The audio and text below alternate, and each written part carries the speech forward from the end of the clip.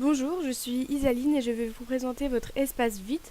Je vais vous aider à vous y connecter ainsi que vérifier et mettre à jour vos offres. Donc comme tous les ans, vous allez recevoir un mail contenant un lien de connexion et votre login. Afin que la même page que moi s'ouvre, il vous suffira de cliquer sur le lien de connexion.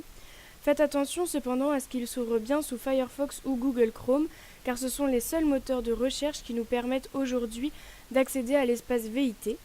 Donc pour vous connecter, rien de plus simple, vous avez seulement à rentrer votre login ici et votre mot de passe. Si jamais vous avez oublié votre mot de passe, il vous suffira de cliquer sur mot de passe perdu juste ici. Donc on se connecte. Une fois que l'espace VIT est ouvert, on peut soit ajouter une offre, soit modifier les données. Et nous allons choisir de modifier nos données. Donc pour modifier les données, il suffit de cliquer sur l'offre en question. Pour mettre à jour l'offre, deux possibilités. Soit on clique sur le nom de l'hôtel, on pourra donc ajouter des visuels et mettre à jour notre offre. Soit on clique sur questionnaire simplifié de mise à jour qui nous permettra de mettre à jour seulement les champs dits obligatoires. Donc par champ obligatoire, j'entends les moyens de communication, le descriptif commercial et les visuels, mais je reviendrai dessus au fur et à mesure de cette vidéo. Donc nous allons choisir de cliquer sur le nom de l'offre. Si c'est la première mise à jour que vous faites, les conditions générales d'utilisation vont s'afficher automatiquement. Vous pourrez soit les accepter, soit les refuser, mais il faut savoir que si vous ne les acceptez pas, on ne pourra pas assurer la promotion de votre offre. Donc il suffit de cliquer ici sur j'accepte les conditions générales d'utilisation et de valider les CGU.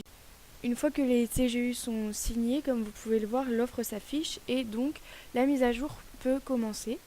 Donc dans cette vidéo, je vais m'attarder sur les champs seulement les plus importants et je vais traiter les onglets dans leur ordre d'apparition. Donc tout d'abord, l'identification. Donc dans cet onglet, il va tout d'abord falloir porter une attention sur l'adresse du site et vérifier qu'elle soit bonne. Ensuite, sur les moyens de communication, je vous rappelle que les moyens de communication font partie des champs obligatoires. Sans eux, il n'y aura pas de diffusion de votre offre. Donc je vous conseille de les ranger de la manière suivante. D'abord le fixe, ensuite le téléphone portable, puis les mails, les sites web et les réseaux sociaux. Dans la catégorie juste en dessous qui contacter, il va falloir que vous fassiez attention à ce que le numéro de téléphone et les emails renseignés soient valides.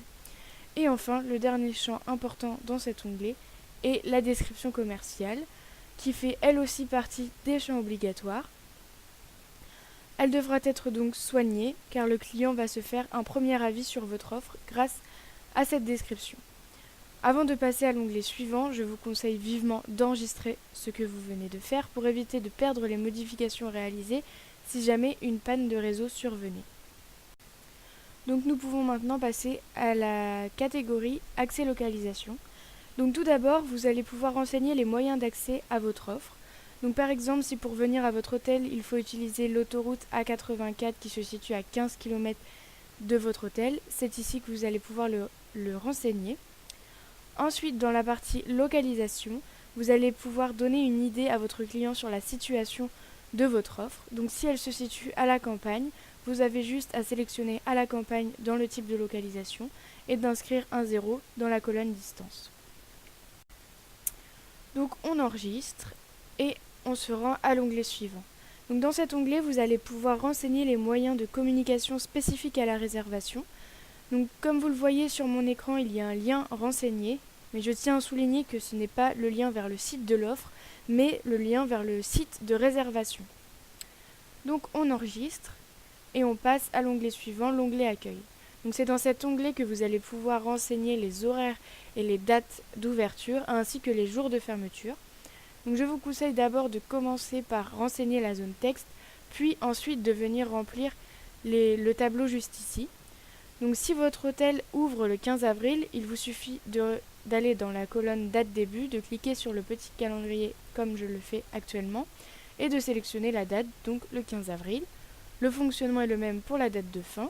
Ensuite, vous renseignez les jours de fermeture, puis le type de clientèle à laquelle s'adressent ces horaires.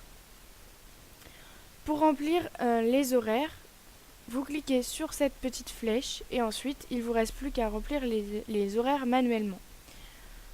Vous pouvez également renseigner d'autres informations dans l'onglet Accueil, comme les langues parlées ou si les animaux sont acceptés par exemple. On enregistre et on passe à l'onglet suivant, l'onglet Tarifs. En ce qui concerne l'onglet Multimédia, il est important de s'assurer que des photos soient présentes. Sans photos, votre offre ne sera pas diffusée. Les visuels doivent être un format horizontal et mesurer 1200 par 900 pixels car tout autre format sera refusé. Il existe également des champs obligatoires dans l'onglet Multimédia qui est le copyright. S'il n'est pas rempli, vous ne pourrez pas enregistrer votre offre. En cliquant sur la flèche bleue juste ici, vous pourrez renseigner l'information sur le fait que vous avez tous les droits ou non sur vos photos. Si vous accueillez du tourisme d'affaires, des groupes ou encore des buissonniers, vous pouvez renseigner ces informations dans les onglets qui suivent juste ici. La mise à jour de l'offre est maintenant terminée. Il ne nous reste plus qu'à enregistrer et quitter en quittant sur la disquette avec la flèche. Une fois que vous avez mis à jour toutes vos offres, il est très important que vous pensiez à vous déconnecter en cliquant sur le bouton juste ici. Si malgré cette vidéo, il vous reste encore des interrogations sur la mise à jour des données, n'hésitez pas à contacter votre office de tourisme pour avoir plus d'informations.